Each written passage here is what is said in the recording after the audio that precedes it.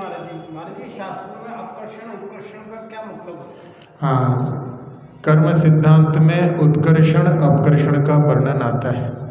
जहाँ कर्म प्रकृतियों में स्थिति और अनुभाग की जब वृद्धि होती है उसको उत्कर्षण कहते हैं, और जब उनका स्थिति और अनुभाग का घटना होता है उसको अपकर्षण कहते हैं। इसको अपन समझने के लिए कि लोग जनरली कहते हैं कि जो धार्मिक व्यक्ति होते हैं उनके जीवन में बहुत सारे दुख आते हैं, और जो लोग व्यसनी होते हैं, पापों में रत होते हैं, वो बहुत फलते फूलते नजर आते हैं। तो उसका कारण क्या है? उसके कारण में कि जहाँ जो व्यसनी है वो पाप कार्य करता है, तो उसमें क्या होता है कि जब कोई पाप कार्य करता है तो पाप प्रकृतियों का उत्कर्षण हो जाता है और पुण्य प्रकृतियों का अपकर्षण हो जाता है। जो धार्मिक व्यक्ति होता है वो धार्मिक व्यक्ति जिन कार्यों को करता है उसके माध्यम से उसकी पुण्य प्रकृतियों का उत्कर्षण हो जाता है और पाप प्रकृतियों का अपकर्षण हो जाता है। तो पाप प्रकृतियां उसके जीवन में दिखाई देती हैं कि जहाँ उसके लिए परेशानी आदि होती हैं, लेकिन आगे उसके लिए जहाँ पुण्य प्रकृतियों का उत्कर्षण हुआ है, जैसे वो जीव जो है धार्मिक व्यक्ति स्वर्ग जाएगा, फिर वहाँ पर उसके लिए कोई पाप का उदय नहीं रहेगा। मुख्यतः से वहाँ पर पाप का उदय, असता का उदय नहीं रहता है। और जो पापी व्यक्ति अभी यहाँ पर पुण्य को भोग रहा है, बाद में नरक में जाकर के उसके लिए पुण्य भोगने के लिए नहीं मिलेगा। वहाँ पर जो है मुख्यतः से पाप कर्म की ही प्रकृतियों का उदय रहता है। तो इसके माध्यम से अपने लिए जहाँ कर्म सिद्धांत के स्वरूप को समझना है और साथ ही साथ में अपने लिए पाप कार्यों से बचना है, और पाप कार्यों के बचने के साथ साथ में पुण्य कार्यों को बड़े उत्साह के साथ में करना है, जिसके माध्यम से पुण्य भी अपने लिए परंपरा से मुक्ति के लिए कारण होता है। महाराज जी अभी जैसे सुनते हैं कि पहले जो भट्टारा हुआ करते थे मंदिरों में, तो महाराज जी वो कपड़े का धारण कब से चालू करते? हाँ, भट्टारक परंपरा जब प्रारंभ हुई तो उसमें कारण ये था कि जहाँ जैन साधुओं का निर्वात जो दिगंबर मुद्रा में विहार होता था, लेकिन जहाँ धीरे धीरे किसी एक स्थान पर रुक गए, वहीं पर उन्होंने मठ आदि का निर्माण करवा लिया, उसी में रहने लगे, तो उसके कारण में वो दिगंबर मुद्रा में ही सब जो है अपनी क्रियाएं करते थे। एक बार जहाँ दिल्ली में एक शासक था, मुस्लिम शासक, उसके यहाँ पर दो ब्राह्मण जो उनके सेवक थे, और उन्होंने उस मुस्लिम शासक को 1295 में वहाँ पर कि आप सभी धर्मों की परीक्षा करो और यदि उनमें सत्यता नहीं हो तो उनको जो है आपके मुसलमान धर्म में उनको शामिल कर लो। तो उसमें जैन लोगों को भी बुलाया गया, और जैन लोग कि 6 महीने का हमें समय दो, हमारे यहाँ पर भी कोई साधु नहीं है, हम उनके पास जाकर के अपने धर्म की अतिशय को आपको दिखलाएंगे। तो 3 महीने में वो लोग ढूंढते ढूंढते गिरनार पर्वत पर पहुँचे। उस समय में एक महासेन नाम के मुनिराज वहाँ पर थे, और उन्होंने उनको अपनी समस्या बतलाई। महाराज ने कहा कि कोई चिंता नहीं है। वो सभी श्रावक वहाँ पर रुके रहे। एक दिन पहले कहने लगे महाराज अब पूरा समय हो गया है। महाराज जी ने कोई चिंता की बात नहीं है। और रात्रि में जब उन्होंने शयन किया तो प्रातः काल में महाराज दिल्ली के शमशान में पहुंच चुके थे, और वो सारे श्रावक अपने घरों में सोते हुए उठे।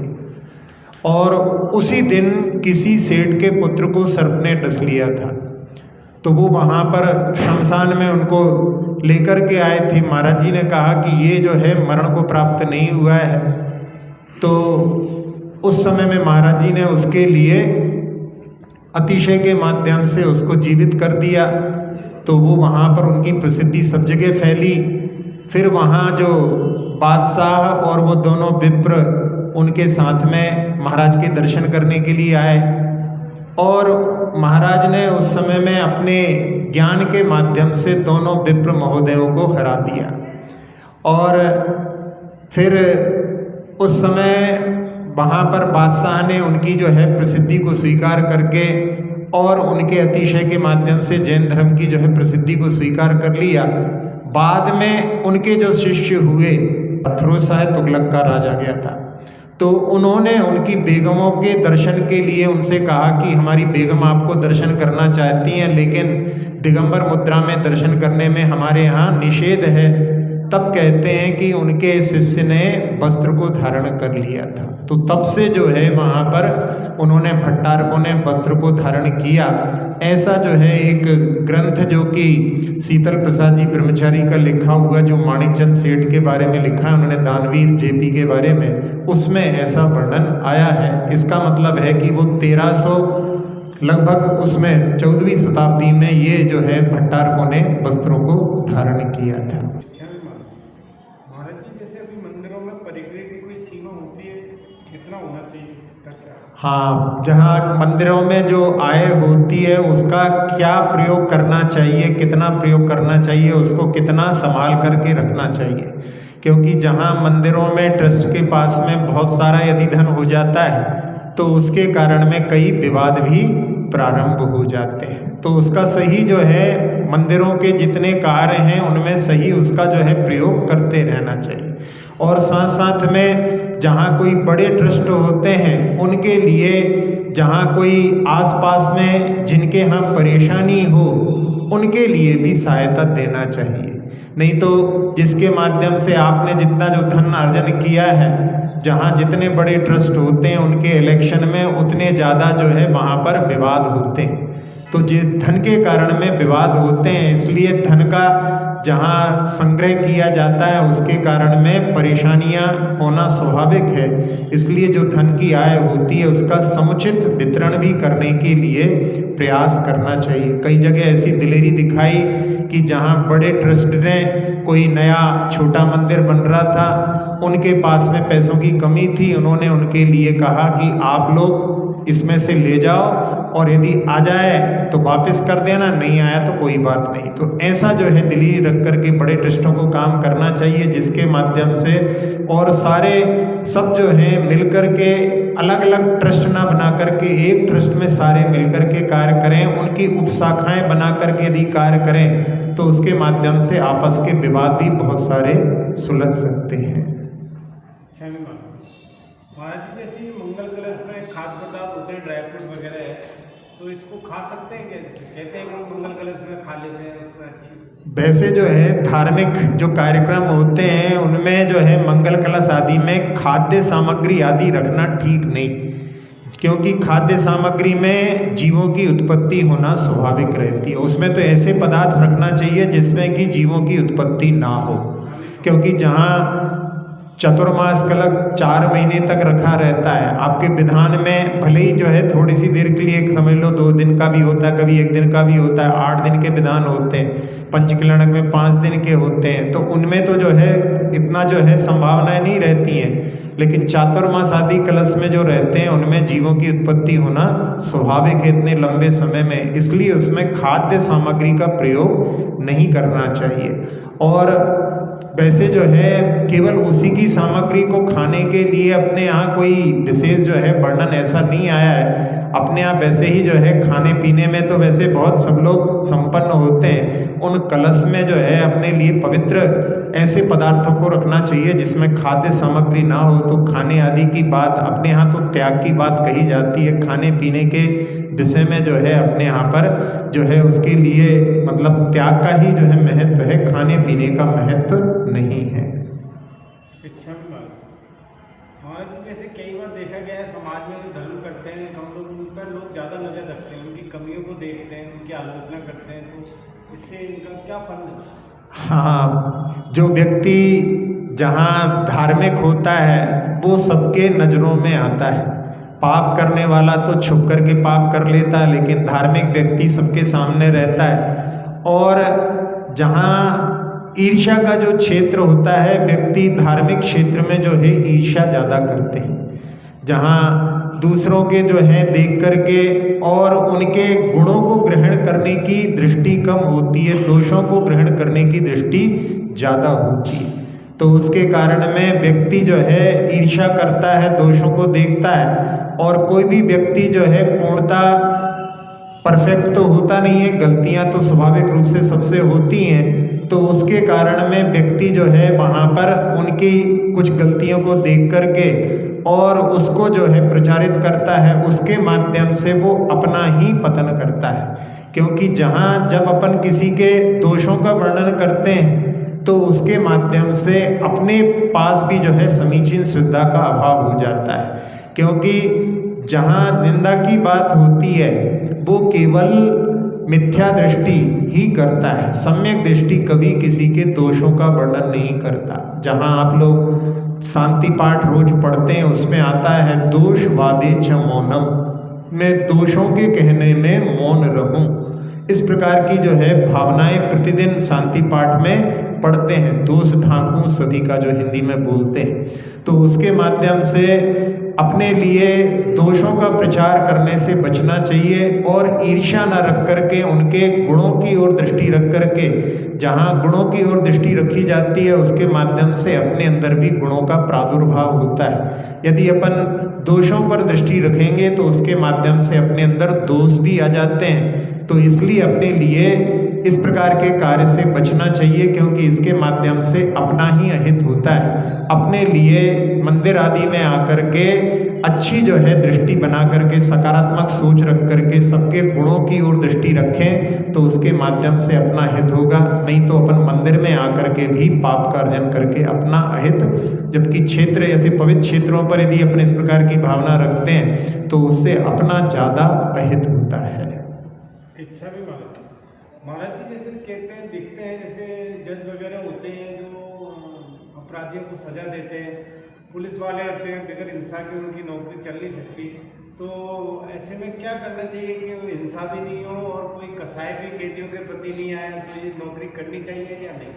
हाँ, पुलिस का जो डिपार्टमेंट होता है उसमें उनके यहाँ पर जो कैदी होते हैं उनको प्रताड़ित आदि भी करना पड़ता है। लेकिन वहाँ पर जो वो प्रताड़न करते हैं उसमें उनकी भावना उनको सीख देने की होती है।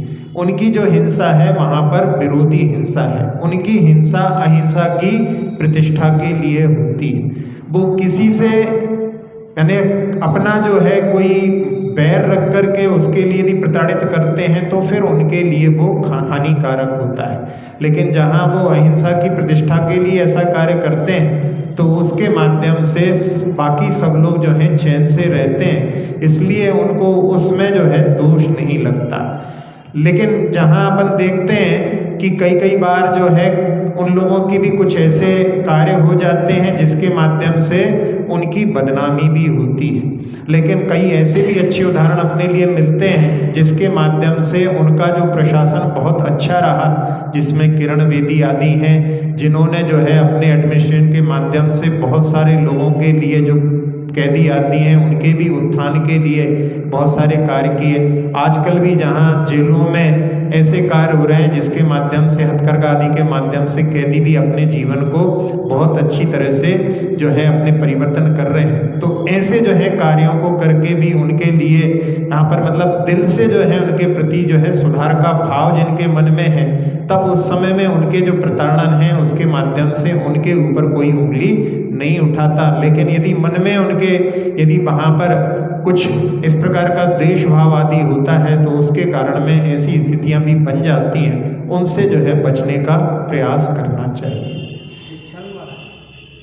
सूतक पातक से कैसे बचें? सूतक पातक से बचने का सबसे अच्छा तरीका है कि जिस परिवार से अपना संबंध है उसको जो है छोड़ दिया जाए। छोड़ दिया जाए मतलब त्याग कर लो।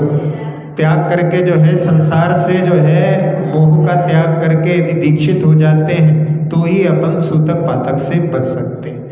बाकी दूसरे तरीके से देखें कि जैसे कोई शिखर जी आदि यात्रा पर जाते हैं तो उस समय में उनको जाते समय में सबका त्याग करके कि अब इतने समय तक जो है हमारा परिवार से कोई भी संबंध नहीं है और साथ साथ में उनसे मोबाइल आदि का, अब आजकल तो बिना मोबाइल के एक दिन कोई बात नहीं होती, लेकिन इतने दिनों तक हम जाएंगे, हमारे लिए हमारा आपसे कोई संबंध नहीं है, ऐसा यदि संकल्प करके जाएं तो उससे बच सकते हैं। एक बार हम जब शिखर जी पर पहले गए थे तो उसमें एक परिवार गया था, तो उन्होंने कहा कि हमारा बहुत बड़ा परिवार है, हमारे यहाँ महीने में 20 दिन सूतक पातक लगता है, तो हम जो है घर का त्याग करके आए हैं और उनसे बोल करके आए हैं कि ना हमको फ़ोन करने की कोशिश करना और ना हम तुमको फ़ोन करेंगे। तो पुराना ज़माना था तो चल गया था, लेकिन आजकल बहुत मुश्किल है। लेकिन फिर भी यदि व्यक्ति चाहे तो इस प्रकार का यदि संकल्प लेकर के जाए तो उसके जो है पाप से वो, यानी उसमें सूतक पातक के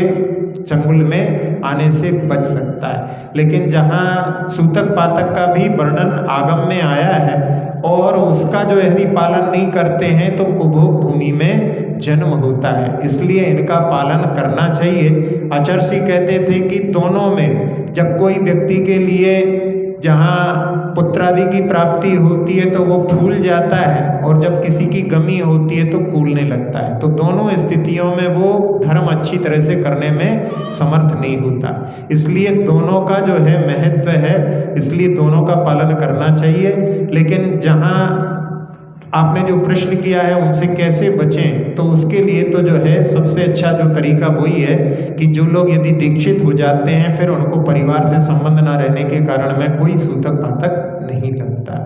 महाराज जी जैसे कोई विधान में पहले से अपना है प्रोग्राम, तो उस समय हाँ, विधान में भी जहाँ पर सकलीकरण आदि करते हैं उस समय में उनको वहाँ पर जो है बंधन आदि के माध्यम से फिर उनके घर में जो है कुछ होता है तो उनका उस घर का मतलब त्याग करके यदि कहीं बाहर आदि रहते हैं तो उसके माध्यम से उनको जो है सूतक पातक से बच सकते हैं। महाराज जी आजकल कैसे भक्तामल होते हैं तो उसमें नृत्य आदि और डांस वगैरह ये होने लगे हैं, भक्ति नृत्य, और लोग ऑर्केस्ट्रा को बुलाते हैं, भक्ति वगैरह करवाते हैं, तो ये कहाँ तक सही है? देखो, भगवान की भक्ति करने में, नृत्य करने में कोई भी बाधा नहीं है, बस केवल अश्लीलता ना हो। जहाँ जिन गानों का जो प्रयोग होता है उन गानों का भी जो है यदि वो अपने लिए भक्ति में यदि लीनता प्रदान करते हैं तो उसकी बाधा नहीं है। लेकिन जो गाने अपने लिए मंदिर में भी अपने को किसी पिक्चर को जो पहले देखा है उसकी यदि याद दिला देता है, मंदिर से अपने को बाहर अपने उपयोग को ले जाता है, इस प्रकार का यदि भक्ति संगीत आदि का प्रयोग होता है तो वो तो निंदनीय है। लेकिन भक्ति आदि नृत्य आदि करने में जिसमें कि अश्लीलता नहीं हो उसमें कोई बाधा नहीं है, बल्कि जहाँ लिखा है कि भगवान की आराधना एक एक जो है अपने शरीर का अंग जो है प्रफुल्लित होकर के, प्रमुदित होकर के नृत्य करते हुए, जहाँ पूजाओं में भी वर्णन आता है कि मैं नृत्य करते हुए भगवान आपकी आराधना कर रहा हूँ, तो इसलिए जो है भक्ति नृत्य आदि का निषेध नहीं है। जहाँ बाहर जाकर के लोग नृत्य करते हैं उसकी तुलना में मंदिर में यदि नृत्य करें तो उसमें कोई बाधा नहीं है। भगवान की भक्ति का नृत्य हो, लेकिन उसमें बस केवल प्रदर्शन की भावना ना हो और साथ साथ में अश्लीलता आदि से बचने का प्रयास करना चाहिए। इच्छा भी महाराज जी कई लोग देखते हैं व्यापार में भी, सर्विस में भी और अपनी ज़िंदगी में भी महाराज जी पुरुषार्थ और मेहनत तो बहुत रात दिन करते हैं, मगर भाग्य उनका साथ नहीं देता है, तो कैसे उसका सामंजस्य बिठाएं? देखो, पुरुषार्थ अपने हाथ में है, भाग्य अपने हाथ में नहीं। भाग्य वैसे कुछ नहीं है, जो अपन पुरुषार्थ करते हैं वही लौट करके जब आता है तो वही भाग्य बन जाता है। लेकिन भाग्य का अपन निर्धारण अपने वर्तमान के पुरुषार्थ से आगे भाग्य का अपन निर्माण कर सकते हैं। लेकिन अपन ने किसी कार्य को किया, उसमें सफलता नहीं मिली, तो अपने को उस समय में सोचना चाहिए कि अपना भाग्य उसका साथ नहीं दे रहा है। दो चीज़ें होती हैं, एक वर्तमान का पुरुषार्थ होता है और एक पूर्व का भाग्य होता है। जब दोनों एक दिशा में होते हैं तो बहुत अच्छे रिजल्ट आते हैं, जब वो दोनों विपरीत दिशा में होते हैं तो उसमें रिजल्ट ट्रंकेटेड आते हैं, यानी पूरी तरह से प्राप्त नहीं होते।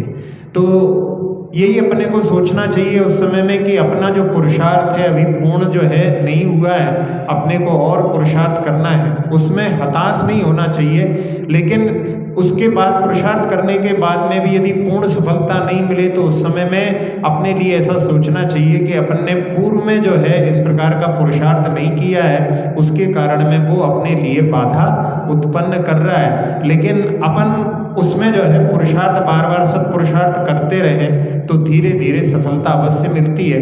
लेकिन जहाँ भाग्य के लिए यही कहा जाता है कि अपने भाग्य में जो कुछ नहीं है उसके लिए अपने को संतोष धारण करके और आगे पुरुषार्थ करने के लिए प्रयास करना चाहिए।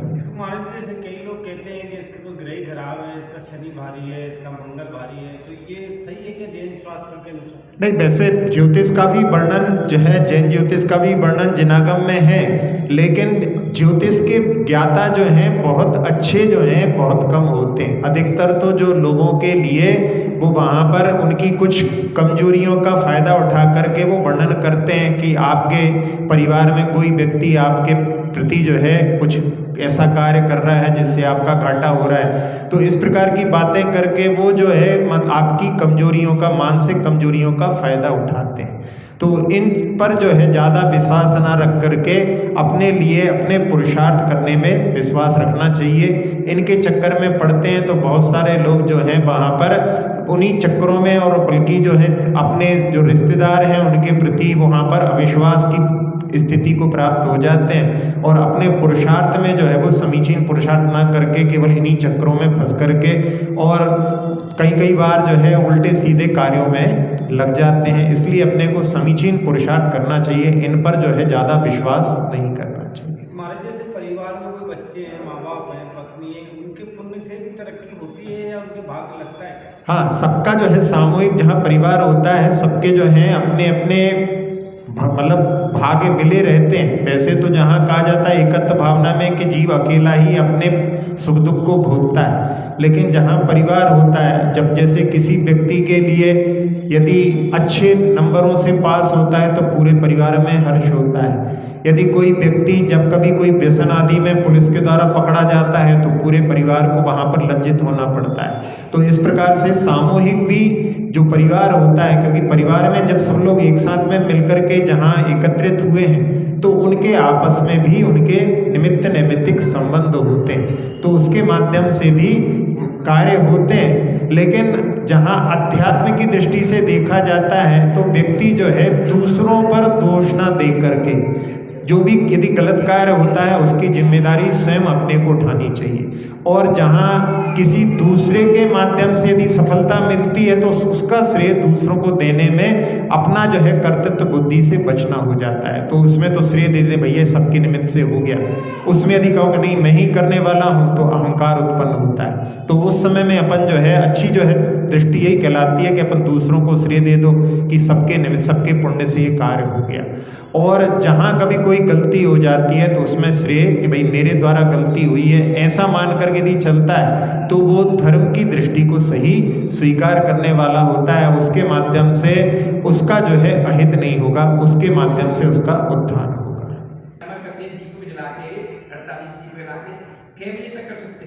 वैसे तो जो है उसका जो है प्रयोग संध्या काल में ही होना चाहिए, सूर्य अस्त होने के 24 मिनट पहले 24 मिनट बाद। संध्या काल में कहते हैं भोजन नहीं करना चाहिए ऐसे? हाँ, संध्या काल में भोजन नहीं करना चाहिए, रात में भोजन कर लो ऐसा नहीं कहते हैं, मतलब ये दोनों वक्त रहते हैं। हाँ, अपने यहाँ जो है सही तो रात्रि भोजन के त्याग का काल बतलाया है कि 24 मिनट पहले अपना आहार भोजन हो जाना चाहिए। 24 मिनट में बर्तन भी मज जाएं, उसके लिए जो है वो समय रखा है। तो सही जो है रात्रि भोजन का जो जिन लोग जो व्रती होते हैं वो इतने पहले भोजन कर लेते हैं, लेकिन वो बहुत सारे व्यक्ति तो टाइम देखते हैं, अभी उजाला है अभी उजाला है, इस प्रकार से कार्य करते हैं, लेकिन वो सही नहीं है। लेकिन जहाँ जो जिनके कोई व्रत नियम नहीं होते वो इस प्रकार के कार्य करते हैं तो वो एक उनकी अलग व्यवस्था है, बाकी जो व्रती होते हैं वो इस प्रकार से पालन करते हैं। क्रियाएँ हैं उनका जो है अपन एकदम निषेध भी नहीं करें, क्योंकि इनके माध्यम से आलम्बन लेते हैं तो उसमें अपने भावों की विशुद्धि भी बढ़ती।